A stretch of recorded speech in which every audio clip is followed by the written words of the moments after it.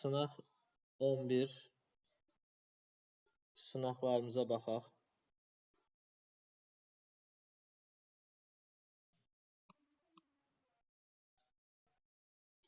Deməli, Orta Tunç dövrü. Artıq ümumi sınavımıza başladıq. Orta Tunç dövrü və Son Tunç erkən dəmir dövrünün xüsusiyyətləri soruşur. Ayaqla hərəkətə gətirilən duluz çaxından istifadə Son Tunç dövrü idi. Duluzçuluğun meydana gəlməsi Neolit dövrüdür. Neolit. Boyalı qablar mədəniyyəti Orta Tunca aiddir. İlkin şəhər mərkəzləri o da Orta Tunç dövrünə aiddir. Sənətkarlardan tacir qrupunun ayrılması Son Tunç dövrünə aid xüsusiyyətimiz idi. 1CD, 2AY. 1CD, 2AY. Cavabımız D variantı. Brexit planına görə Avropa Birliyindən ayrılan dövləti xəritədə istəyirdi. Xəritəmizdə bu cavab olacaqdı 2. Yəni İngiltərə dövləti idi. İngiltərə. 57-də yaranmışdı Avropa Birliyi. Deməli 1957-də yaranmışdı. İngiltərə 1973-də qoşulmuşdu. 2020-də isə Brexit planına görə 2020-də həmin qrupdan ayrılmışdı. Bəhanəsi də bu olmuşdu ki, birlikdə olan, ittifaqda olan zəif dövlətlərin hesabına mən də öz maliyyəmlə onlara sərf edirəm. Ona görə də bu da məni geri salır. Bu səbəbdən deyib oradan ayrıldı. Manna dövləti hökmdarı Aşerin hakimiyyət dövrünü səciyyəvidir. Aşerin hakimiyyət dövrü 675-650-ci illəri əhatə edirdi, amma eradan əvvəlki dövrlərdir bu. Assuriya ərazisinə hücumlar edilməsi. Bəli, bu Manna hökmdarı Aşerdə var. Necə var idi? Demişdi ki, o İskitlər plus Midiya ilə. Midiyada Kaştariti.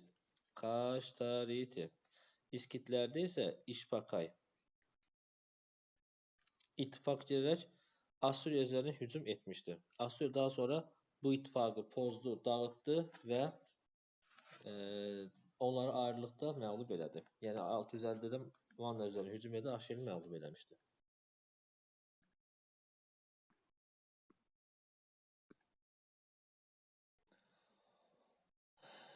Kara və Amid döyüşlərinin oxşar cəhətlərini istəyir. Kara döyüşü eradan əvvəl 53-də.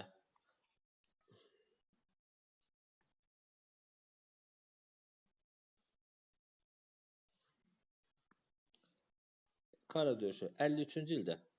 Deməli, olmuşdu kimlər arasında? Roma və Parfiya arasında olmuşdu.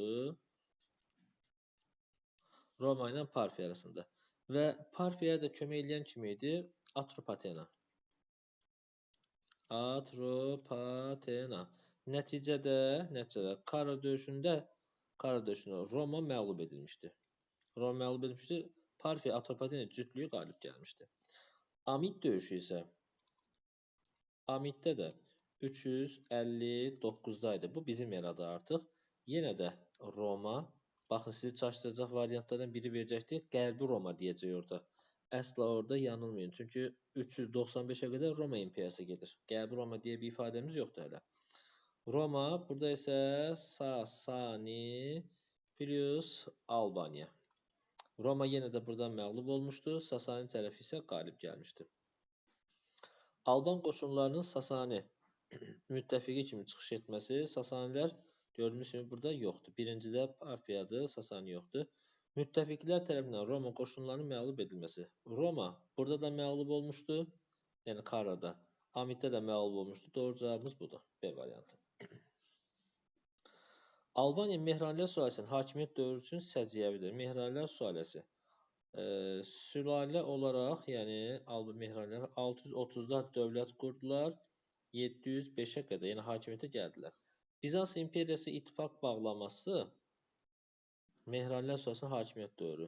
Bizans imperiyası ilə ittifaq qurmuşdu, bəli, 654-də. Cavanşirin dövründə Bizansdan ittifaq qurmuşdu, doğrudur. Abbasilər xilafəti 750-də hakimiyyətə gələcək, onlar görməyiblər. Bizansa qarşı Xəzər xalqının ittifaqı, belə bir məsələmiz yoxdur. Sasani dövlətinin şimal canişininə daxil edilməsi, Sasani dövlətinin şimal canişininə bu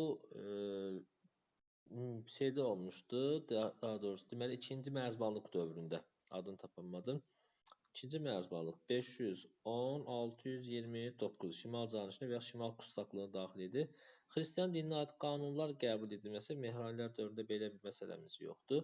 Cavabımız A variantıdır.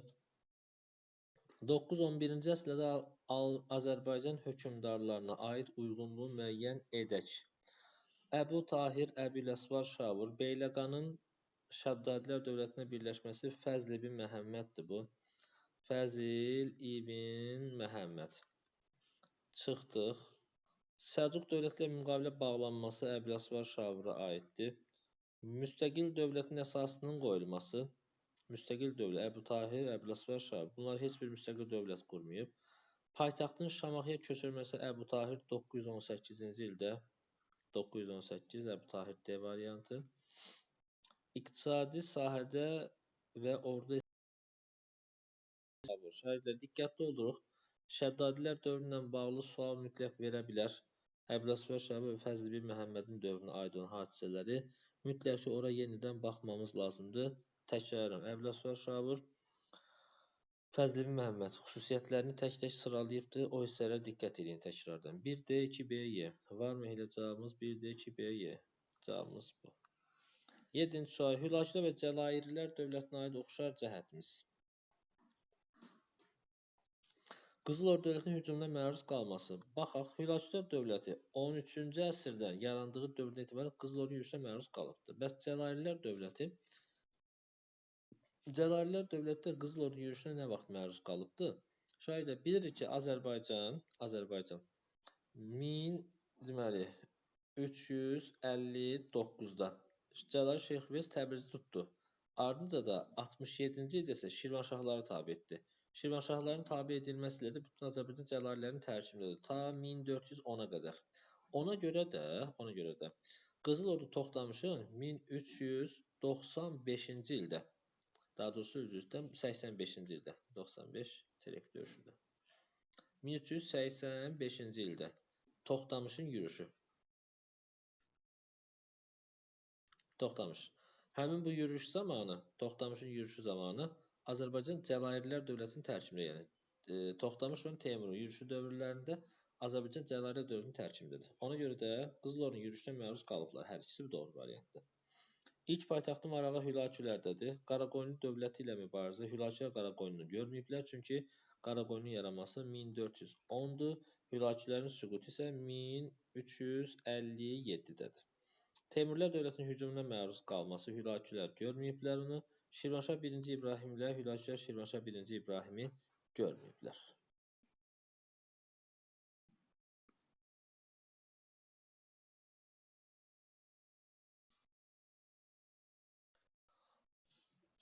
Uyğunluğu müəyyən edək. 1435 Təbriz yaxınında döyüş baş verdi və Şahrux qalib gəldi burada.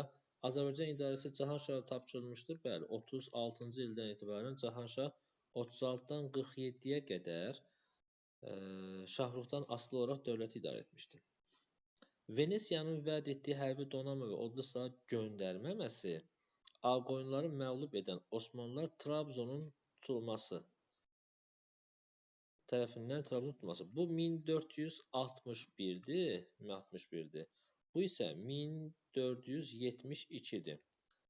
Venesiya ilə müqavilə ardınca Venesiya onları vəd etdiyi ordunu göndərmədi, silah göndərmədi və Beyşəhər yaxınında döyüş var. Bu isə 61-dir, yəni əlaqəsi yoxdur. Cahanşahın Teymuri hökmdar Əbu Səid ilə müqavilə bağlaması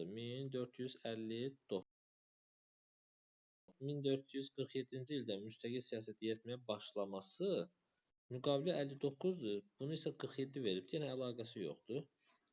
Azərbaycanda yarım köçmə feodal əyanların qiyam qaldırması Cahanşah 59-cu Teymuri hökmdar Əbu Səid ilə barışıq imzalayıb geri qayıtmaq məcburiyyətində qaldı. Bəli. Qızıl Ordu xanının Təbrizə elçilər göndərib cənub sərhədlərinin pozulmaması haqqında təminat alması. Bu 4-cü İvandan söhbət gedir 1475-də. Qızıl Ordu daha doğrusu Qızıl Ordu Əhməd xan. İvan səhv etdi. Əhməd xan. Əhməd xan. Ondan əvvəl isə daha doğrusu daha sonra Moskva Knyaz İttifaq təklifinin Həsən Paşa tərəfindən qəbul edilməsi, rədd edilməsi. Bu İvan idi. Göndərmiş ki, gəl Qızıl Orduya qarşı mübarizə apar, amma daha əvvəlcən Həsən Paşa Qızıl Ordu Əhməd xanla razılaşma əldə etmişdi. Bu da var. 1, 4, 5. Cavabımız Y variantı. Şah İsmayıl. Şah İsmayılın fərqli olaraq Şah 1-ci Təhmasibin hakimiyyəti dövründə. Baxaq görək nə edibdi. Şah İsmayıl fərqli olaraq Şah Təhmasibin hakimiyyəti dövründə. Xorasan uğrunda Özbəklərlə mübarizə aparmışdı.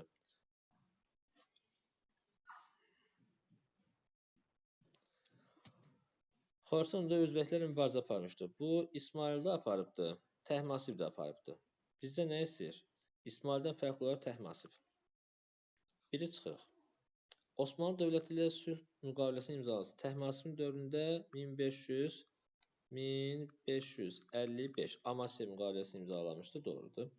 Amiləlikdən Fərəd çayına qədər ərazilər Səfəvi imperatoruna daxil edilmişdi. Bu İsmailin dövründə idi. 1510-da. Mərv döyüşündən sonra. Dərbəndilər Sultanın hakimiyyətə son qoyulması 1538-dir. Bu Şirvanşahların süqutu. Azərbaycan torpaqlarının əksər hissəsi vahid dövlətdə birləşdirilmişdi. Əksər hissəsi vahid dövlətdə birləşdirilmişdi.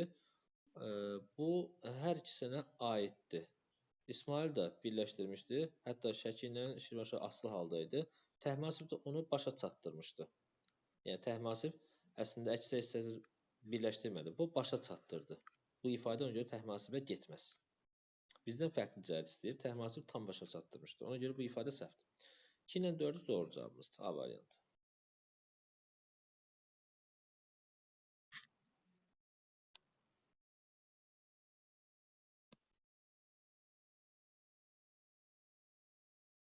Hı. 10-cu sualımız.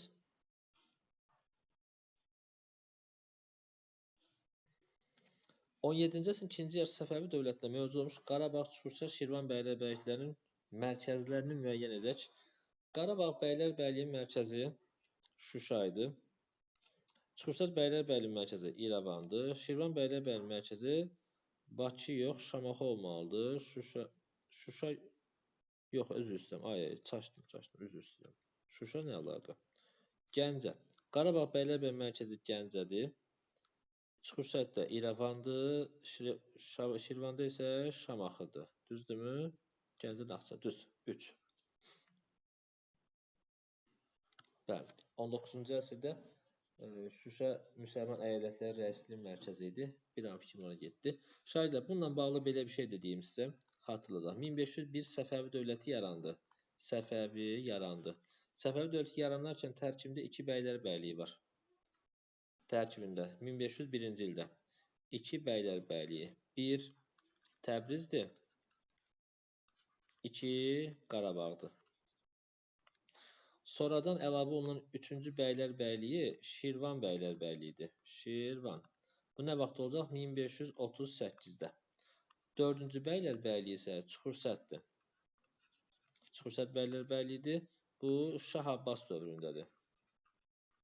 Şah Abbas dövründədir 17-ci əsrdə. Onun da mərkəzi İrəvan şəhəridir. Yəni bu formada bəylərbəyliklər davam edir. 1501-də 2 bəylərbəylik var. Ola bilər ki, digər 1500 Səfəvi dövləti yaranarkən 3 və ya 4 bəylərbəylik ifadəsi yanlış olacaqdır.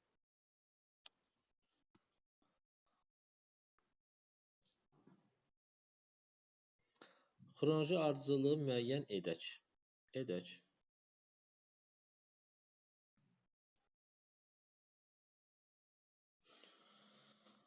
Vestfaliya sülh müqaviləsinin imzalanması. Bunu oxumayan varsa mütləq oxusun 30 illik müharibə. Yəni stress tipli bir sualdır. Qarşımıza çıxa bilər. Vestfaliya sülhü 1648. 1848-ci ildə Avropada dini müharibələrin sonuncusu idi. Almaniyada başlamışdı və bütün Avropa ölkələrini əhatə etdi. Sadəcə İngiltərədən başqa bütün dövlətlər iştirak elədi. Üstünlük İspaniyadan Fransaya keçmişdi. Almaniyada ise siyasi dağınık daha uzun müddet devam etmiştir. ABŞ-ın konstitusiyasında hüquqlar haqqında bil adlanan düzəlişlər olması 1791 idi bu. 1791. Parisdə bağlanmış sülh müqaviləsi ilə İngiltərə ABŞ-ın müstəqilliyini tanıdı. Bəli, Parislə bağlı müqavilə çoxdur bilirsiniz, Paris müqaviləsi. Ona görə xüsusiyyətini tam veribdir. ABŞ-ın müstəqilliyini tanıması 1783 idi. İstiqlal müharibəsinin nəticəsində. İngiltərədə şanlı inqilabın başlaması 1688. İkinci James hakimiyyətdən getdi, çünki katolik kilsəsini bərpa etməyə çalışırdı. Hakimiyyətdən göndərdilər. Oranlı Wilhelm Hollandiya hakimi, protestant olan hakim hakimiyyətə gətirildi şanlı inqilab. Bir il sonra da hüquqlar haqqında bil və deməli parlamentli monarxiya quruluşu təsbit olunacaq. Ardıcılımız da nə olacaq? 1648-88, yəni 1-4 bu formada gedir və 3-2. 3-2. A variantımız doğrudur. Bu formada sual çalışın. Hamısının tam izahını yazın. Açıqlayın özünüz üçün ki, açıqlayın ki, rahat yaza biləsiniz. Orxan Qazinin fəaliyyət dövrünə aiddir. Orxan Qazi ikinci hökmdarımızdır Osmanlı Sultanlığı, Osmanlı dövlətində. Paytaxtı Ədirnəyə köçürən 1-ci Murad. Ona görə çıxırıq. Osmanlı ordusunun Çirmən döyüşündə 1371. Orada da hakimiyyətdə 1-ci Murad idi. Bunu da çıxırıq. Serbiyanı Osmanlı dövlətindən asılığa saldı. O da 1-ci Muraddır. 1-ci Muradın dövründə deməli Serbiya, Bizans və Bolqaristan asılığa salınmışdı. Maltepe döyüşünü Bizans qoşunları üzərində qalibiyyət əldə etmişdi 1329-cu ildə. Bu doğrudur. Və Osmanlı ərazisinin inzibati edilən paşalıqlar sancaqlara bölünməsi inzibati olub. Bu da Orxan Qazinin hakimiyyət dövrünə aiddir. 4-dən 5. Var mı? Var. D variantı doğru cavabımızdır.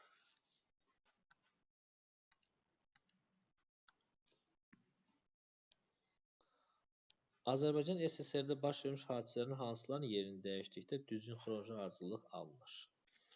Azərbaycan SSR 1920-ci ilin 28 aprelində yaranmışdır.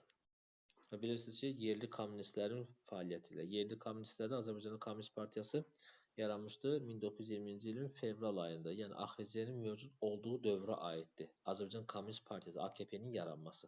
Çaşdırmaq üçün verə bilər ki, 20-ci il aprel işğalından sonraya aiddirmi? Xeyr. 1920-də fevral ayındadır. AXC-ni işğal etmək üçün Sovet Rusiyası tərəfindən yaranmış, onun dəstəli yaranmış bir təşkilatlı partiyadır. Kəndlərin ərzaq vergisinin yığılmaya başlaması. Bu, bilirsiniz ki, YİS-ə tam keçid sayılırdı. 1922. YİS tətbiq olmuşdu 21-də, ərzaq sapalağı ləğv edib çanaq vergisi tətbiq eləmişdi 21-də. 22-də isə ərzaq vergisi idi.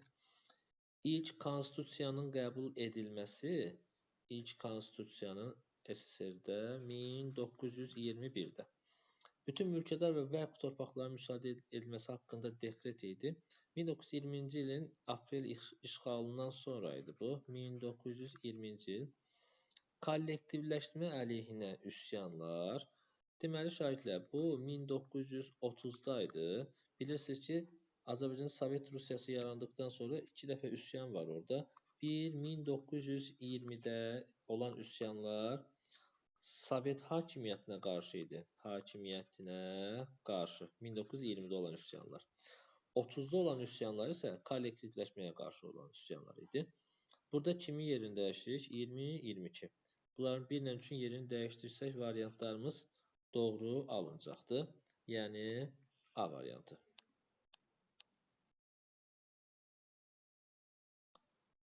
Uyğunluğu müəyyən edək. Erkən orta əsrlər türk dövlətləri. Erkən orta əsrlər deyərkən yenə də mütləq yazın. Bildiyiniz halda yenə də qeyd edin ki, gözünüzün qarşısında qalsın. Bu daha yaxşı olar sizin üçün. Həm də təkrarlamış olarsınız. Avropa Hun dövləti Sasanilərlə müharibə aparması. Bilirsiniz ki, Avropa Hun dövlətində Attila Sasani üzərində yürüyüş ərəfəsində vəfat eləmişdi. Yəni, hücum eləmişdi. 5-ci əsrin ikinci yarısında süqut eləmişdi. Avropa Hun dövlətinin süqutu 470-dir. 5-in ikinci yarısında düşürmü? Bəli, düşür. Bizansın illik xərac ödəməyə məcbur edilməsi, bu da Atillaya aiddir. 2 dəfə 434, 447. Attilanın 1-ci və 2-ci Balkan səfərləri sayılır bu Bizans üzərinə. Düzdür. Axund dövləti 4-cü əsrin sonlarında yaranmışdı 567-yə qədər. 4-cü əsrdən 5, 6, 7. Ardıcıl rəqəmlər 567 çıxırdı.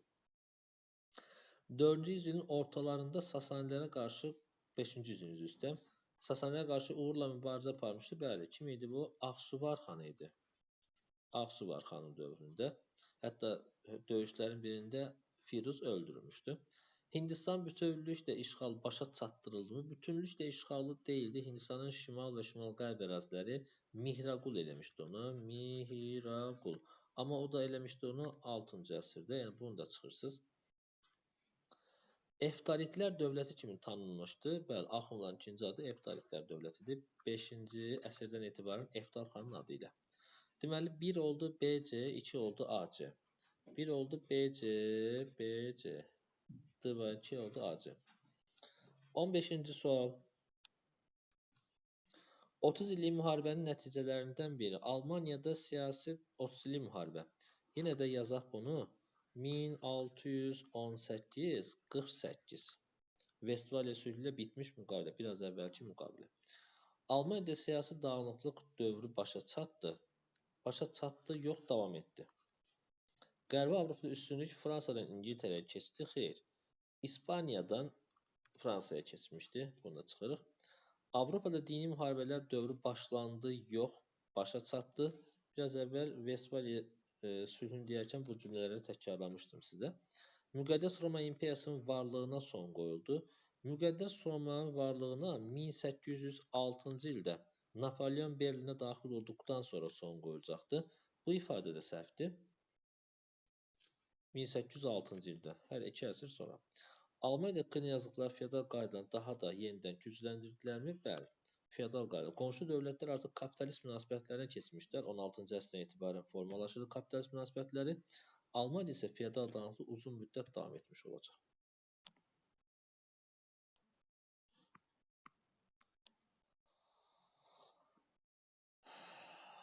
Azərbaycan Xalq Cümhuriyyəti 2-ci hökumət kabineti Gəncəyə köçdükdən sonra 19 iyunda formalaşdı, ta dekabra qədər davam eləmişdi. 2-ci hökumət kabineti. Bir müddət qanunverici səlahiyyətlərdə həyata keçirmişdi. Bilirsiniz ki, AXC-də həm qanunverici, həm də icra edici səlahiyyətlərə malik olan yeganə hökumət kabineti bu idi. 2-ci hökumət kabineti idi, doğrudur. Qarabağ General Qubernin təsis olunması haqqında qərar vermişdimi? Bu 19-dadır, 3-cü hökumət kabinetinə düşəcək. General Thompson başlı İngilis qoşunu Azərbaycanı tərk etdi. 19-un avqustunda, bu da düşəcək 4-cü hökumət kabinetinə düşür. Naxçıvan bölgəsinin müdafiəsinin təmin etməsində Araz Türk Respublikası şahidlər. Diqqətli olun burada. Bu indi suallarda qarşımıza çıxacaq səhv etmirəmsə. Naxçıvan bölgəsi üçün ATR-nin yaranması bu AXC-yə aid deyil. Aid deyil. Yəni AXC-nin həyata keçirdiyi fəaliyyətlərə aid deyil bu ifadə. Nəyə görə? Çünki ATR-ni qurmuşdu yerli əhali. Naxçıvan əhalisi erməni qırğınlarından qorumaq üçün yerli əhali tərəfindən yaranmışdı. Ona görə bu ifadə səhvdir. Diqqətli olun orada. Xəzər dənizində Azərbaycan hərbi donanmasının yaradılması, bu da ingilislər və bu General Thompson Azərbaycan çıxıb gedəndə Xəzərdəki donanmanın bir hissəsini vermişdi AXC-yə və oradakı hərbi gəmilər hesabına donanma qurulmuşdu. Bu da 19-un, yəni ikinci yarısına aiddir. 4-cü hökumət kabinetinə aiddir bu da. Çünki 19-un iyunundan dekabrına qədər 4-cü hökumətə düşəcək. 17. Klasik suallardan biri. Salon islahatı. Afina Salon islahatların nəticəsini soruşur bizdən 6-cı ilin əvvəllərində, yəni 590 eradan əvvəl. Hər bir vətəndaş dövlət idarəçiliyində istənilən vəzifəni tuta bilər. Periklə aiddir. Perikldakı 5-ci əsrdir. Vətəndaşların hüquq və vəzifələri onların əmlakına uyğun müəyyən edilməyə başlandı. Bəli, bu doğru ifadədir. Yunanistanın tiranlığın ləğv edilməsi gətirib çıxartdı? Xeyr, ləğv edilməsi yox, yaranmasına səbəb oldu. Çünki orada siyasi hüquqlar verməmişdi. Əmlakının asılı olmayaraq bütün vətəndaşlara siyasi vəzifə yoxdur Solon islahatında. Sosial ziddi həll edilməsi ilə daxili çəkməyə son qoyuldu? Xeyr. Bundan sonra tiranlıq yaranacaqdır 6-cı əsrin sonuna qədər. Bu da getdi. Yəni hər bir variantı nə üçün çıxdığımızı göstərməyə çalışıram ki, sabah qarşımıza çıxanda sınaqda da və ya qəbulda da və ya başqa testlərdə bilək ki, bu variant nəyə görə yoxdur. 19-un ikinci yarısında Şimali Azərbaycan neft sənayesi, əlvan metallurgiya. 19-un ikinci yarısı. Şayədə bu da suallarımızdan biridir qəbulda mütləq. İlk inhisar birlikləri yaranmışdı. 1893-də yaranmışdı. Bu da neft sahəsinə aiddir. 97-də isə o inhisar birliyi ləğv olunacaqdır. Daxil çəkmələrdən dağılır. Xarici kapitalın daxil olması 19-un ikinci yarısını istəyirsə bizdən həm neft sənayesində var Nobel qardaşlar 79, həm də əlvan metallurgiya, onsuz da əlvan metallurgiya sırf xarici kapitalistlərə əsaslanır. Onların, yəni yerli kapitalistlər yoxdur sayda. Bu da yenə də Alman kapitalistlərin əsaslanır 19-un ikinci yarısında. Gədəbəydə mis sərtmə zavodu, mis saflaşdırma və digərləri. Ona görə B oxşardır. İkisinə də aiddir. Milli kapitalın üstünlük təşkil etməsi bu balıq sahəsində idi. Əsasən bizdə balığı verməyibdi siyahıda. Alman kapitali əsasında inkişaf edirdi. Bəli, Siemens qardaşları, əlvan metallurgiya, Gədəbəydə və Daşkəsəndə olan müəssisələrimiz. İltisam sistemi ləğv edilmişdi. Bu da 1872-ci ildə. Bu isə şərait yaratmışdı ki, həm yerli kapitalistlər, həm də xarici kapitalistlər artıq gəlsin burada neft quyularını satın alıb və ya neftli sahələr, neftlə bağlı zavodları, fabrikaları, torpaq satın alıb öz müəssisələrini qursunlar. Ona görə də iltisam sistemi ləğvi aiddir bura. İkinci yarısı neft sahəsi. Deməli, 1 oldu AY, 2, 1 AY ilə başlayan budur. 2D, 3B. Bəli, B variantı doğru variantımızdır.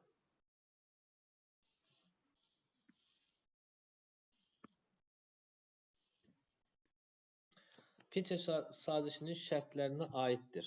Pinçer müqaviləsi. Eradan əvvəl 200-də imzalanmışdı. Hunlarla Xan sülaləsi arasında. Xan sülaləsi arasında imzalanmışdı. Xan sülaləsinin hökmdarı hər il xərac ödəməyi öhdəsinə götürürdü. Bəli. Çinin cənub əraziləri yox, şimal əraziləri olmalı idi. Burada heç oxumuram axıra qədər. Çünki səhvdir ifadəmiz. Sonra Çinin ticarət yollarını Hunların nəzarətinə keçirdi. Çin ticarət yolları düzdür. Çini böyük Hun dövlətinin canişinləri idarə edəcəkmi? Xeyr, əsla. Belə bir şey yox idi. Sadəcə xərac vermişdi. Hun dövlətinin Çindən asılılığına son qoyulması, Hunun Çindən asılılığına, Hun Çindən asılı deyildi. Çin Huna tabi olmuşdu. Ona görə bir ifadə də səhvdir. 1-3 doğru variantdır. Varmı? Var. D variantı.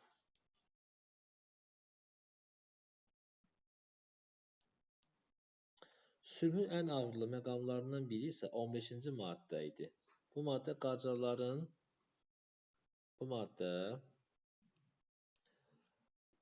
daxili əyalətlərində yaşayan əhalinin, yəni söhbət burada ermənilərin köçürməsindən gedir.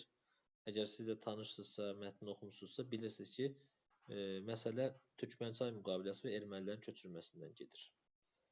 Ona görə də mətndə bəhs edilən müqavilənin Gülüstan müqaviləsi ilə oxşar cəhətini istəyir. Bəli, oxşar cəhətimiz nə ola bilər? Birinci rüb 1800-dən 1825-ə qədərdir. Gülüstan həmin vaxtda düşür 13-dədir. 1813-dədir Gülüstan müqaviləsi. Amma Türkmənçay 28-dir. Bizim burada söhbət gedir Türkmənçay müqaviləsindən. Qoy burada yazaq. Türkmənçay bu da 28-dədir. Ona görə A-nı çıxırıq. Bizə nə istəyir? Oxşar cəhət istəyir. Qacar dövlətinin Rusiyaya hərbi təzminat ödəməsi, təzminat Türkmənçaydadır, yəni 28-də. Çıxdıq. Xəzər dənizinin Qacar dövlətinin daxil dənizi kimi tanınması, Xəzər dənizi Qacarların daxil dənizi kimi yox. Hər iki müqavilədə Xəzər ruslarındır. Xəzərlə hərbi donanma saxlamaq hüququ yalnız ruslara məxsus olması, bəli, bu doğru variantımız idi. Ermənilərin Osmanlı dövlətinin ərazisindən Qarabağ və İrəvan, Naxçıvan köçürməsi, bu isə 29-cu ildə Ədirnə müqaviləsinin şərtidir. Yəni, bu Ədirnə ilə Türkmənçayın oxşar cəhətidir. Azərbaycanda ermənilərin yerləşdirilməsi. Bu da çıxdı variant olaraq. 19-cu ikinci yarısı İrəvan, 20-ci əsrin əvvəllərində Bakı şəhərlərində oxşar cəhətdir. Mədəniyyətə aid bir sualdır. Deməli, müəllimlər seminarının fəaliyyətə başlaması İrəvanda 19-cu ikinci yarısı və Bakı şəhərində. Müəllimlər seminariyası, bu oxşar cəhətimiz olacaqdır. İlk teatr binamız 83-dür. Azərbaycan dilində qəzetlərin nəşrinə başlaması 20-ci əsrin əvvəllərində olacaqdır. Nəşrə başlaması, amma orada Azərbaycan dilində daha əvvəl də var. Deməli, Əkinçi qəzeti var 1875-də. Bunu çıxırıq. İlk dəfə odur. Burada oxşar cəhətləri ikinci yarısında İrəvanda soruşur. Əkinçi qəzeti Bakıdaydı. Ona görə bu ifadəmiz səhvdir. Satirik mətbuat Molla Nəsrəddin jurnalı idi. 20-ci əsrin əvvəllərindedir. Azərbaycan qızlar üçün ilk dünyəvi məktəbin açılması, bu da Tağıyev tərəfindən 1900-cü ildə açılmışdı. Sırf Azərbaycanlı qızlar üçün idi. Bu da Y variantında çıxırıq. Amma daha əvvəl qızlar gimnaziyası var Bakıda. 19-cu ikinci yarısında qızlar üçün və oğlanlar üçün gimnaziyalar var.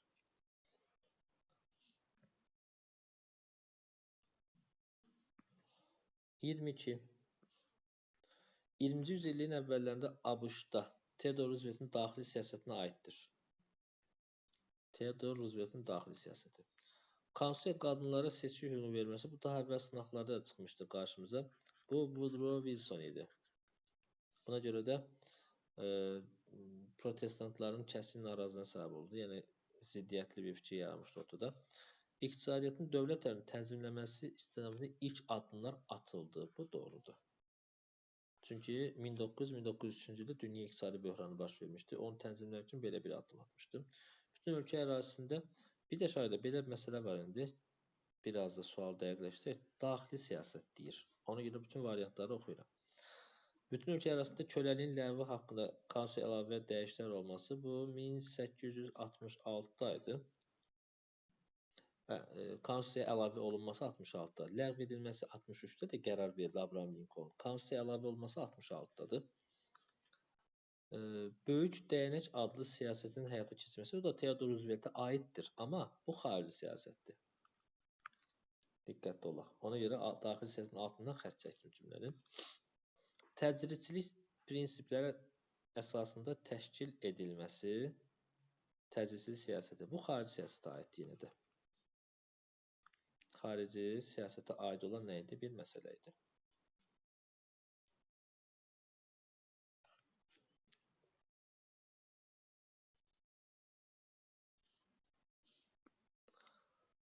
(23) 2023 sentyabrda Azərbaycan ordusunda Qarabağ antiterror əməliyyatı keçirməsinin səbəbləri.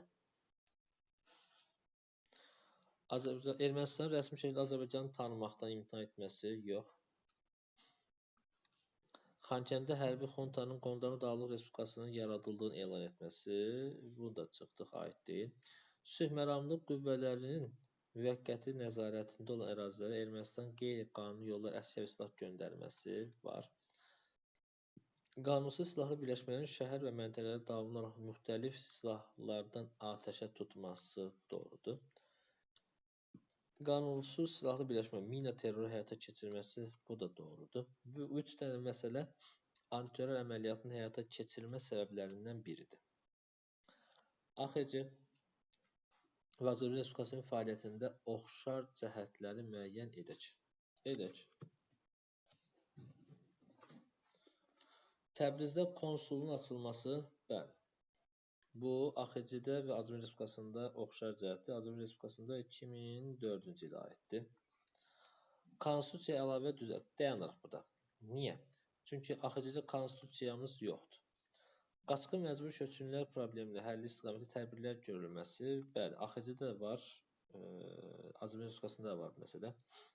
Torpaq islahatı nəticəsində kəndlərin pulsuz torpaq təminatı burada dayandırılır torpaq islahatı nəticəsində. Niyə?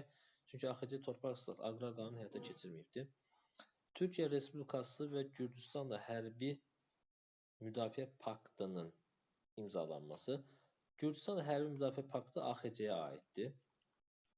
AXC Türkiyə Respublikasını görməyibdir. Çünki Türkiyə Respublikası Lozanna konfransı tam olaraq tanınmış oldu. 22-də yarandı, 23-də tanındı. Və AXC, yəni bu olmadığı üçün də çıxırıq məsələni. Bizdən oxşar cəhət istəyir. 1-lə 3 doğru cavabımızdır. Onsuz da AXC-də ilk və tək hərbi müqavilə 1919-da Gürcüstanla bağlanmış müqavilədir.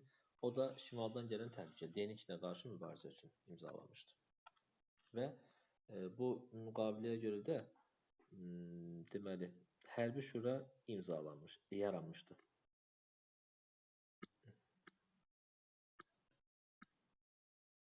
Səhifən əlimdə idi, keçdi.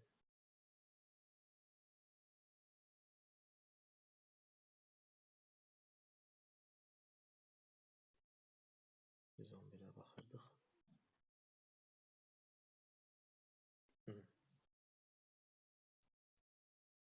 Bu idi. Deməli, 25.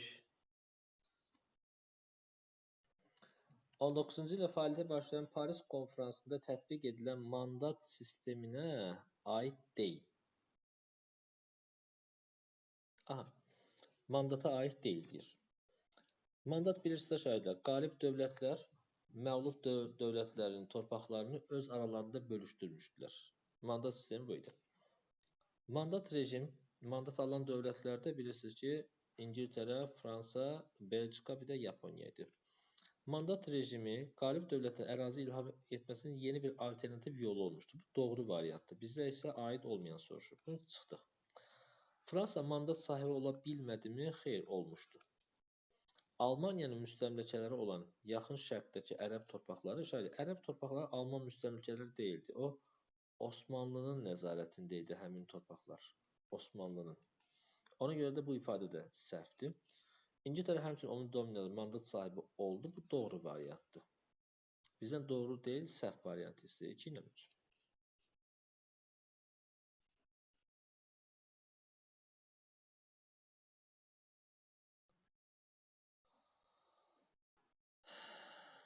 Xəritədə verilmiş rayon mərkəzində işğaldan azad edilməsinin xronoloji ardıcıllığını göstərin. Göstərək.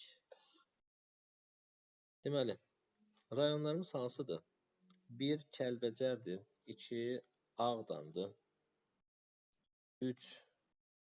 Beyləqan, Füzuli. Bura Füzulidir. 4. Cəbrayıldır.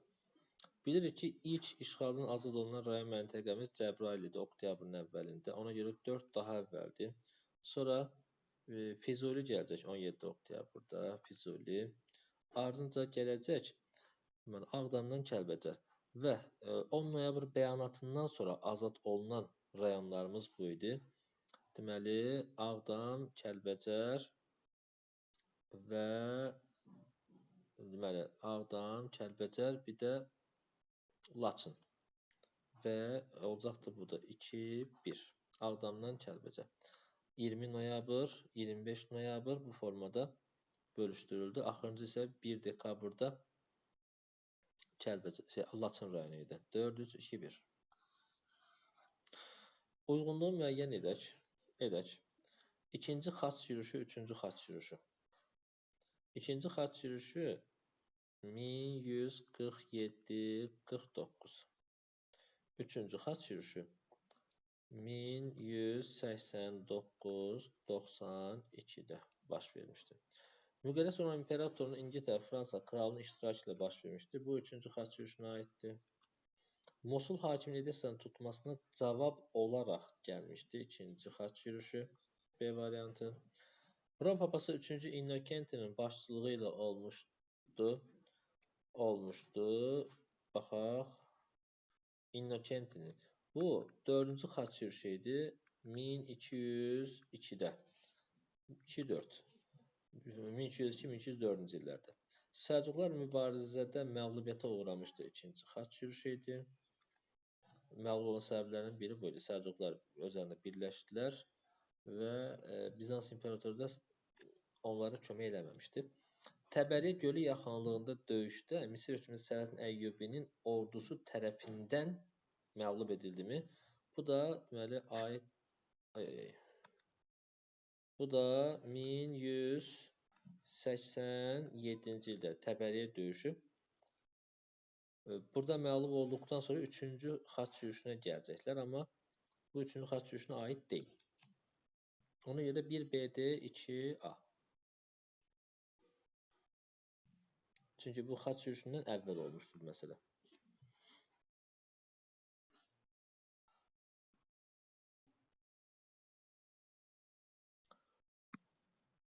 Nə deyir məsələ? Dini düşmənçiliklərə və dövrü müharibələrə baxmayaraq Xristian Avropa İslam dünyasına çox şey öyrəndi. Həm Yunan elminin və fəlsəfəsinin qorunub saxlanması, həm də Hindistan və Çin kimi uzaq ölkələrdən elmi, kənd təsərrüfatı və bilik və s. öyrənmişdilər. Sonra bilik, öyrənməsi İslam dünyasının işidir. 15-ci yüzilliyin birinci yarısında Avropada geniş təsirləri olan qrup və dəniz ticarətində genişlənmə baş verdi. Avropa iqtisadiyyatının əsas canlılığı onun daha çox ticarət və yeni resursları təmin etmək axtarışı 15-16-cı əsrlərdə Avropa ekspansionizminin əsas hərəkət verici qüvvəsini yaratmış oldu. Mənbədə bəhs edən hadisə nəticəsində başlayan tarixi prosesin adını qeyd eləyin deyir. Mətndə nədən bəhs edir? Aydın oldu.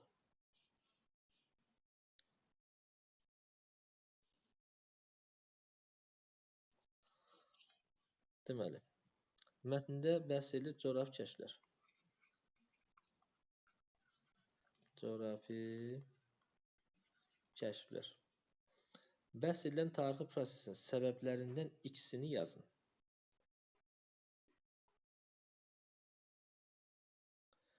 Deməli, bir Konstantinopolun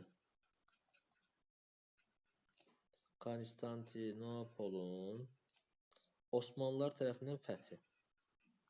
Deyirəm, amma qısa yazıram. Osmanlı tərəfindən fəth olunması. Yəni, şərqdən qərbə gedən ticarət yolları Osmanlılar ilə keçmişdi və onlar da yüksək gömrük haqqı alırdılar. İkinci məsələ. Yox, burada yox. Burada yazırıq. İkinci məsələmiz. Hindistanla birbaşa əlaqə saxlamaq. Birbaşa əlaqə saxlamaq istəyi.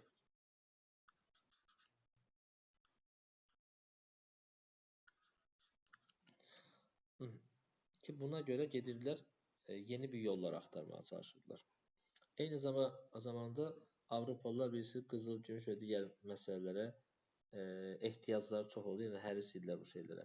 Ona görə də onlarda bu ehtiyatlar tükənmişdir, pul kəsmək üçün metal ehtiyatı da yox idi. Üçüncü məsələmiz. Bəhs edilən tarixi prosesin nəticələrindən ikisini yazın. Yeni qitələr kəşf olundu. Yeni qitələr kəşf edildi. Sonra ikinci deyək,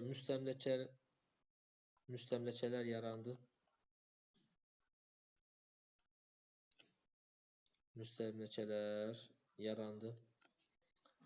Xüsusən də hansı ölkələr üçün? Asiya, Afrika və Amerika ölkələri üçün müstəmləkənin başlanğıcını qoydu. Müstəmləkə işğallarına başlandı. Nə deyə bilərik sonra? Yeni bitkilər gətirildi. Yeni bitkilər kəşf olundu. Amerikadan yeni bitkilər gətirildi və s. Belə bir şeylər deyə bilərik.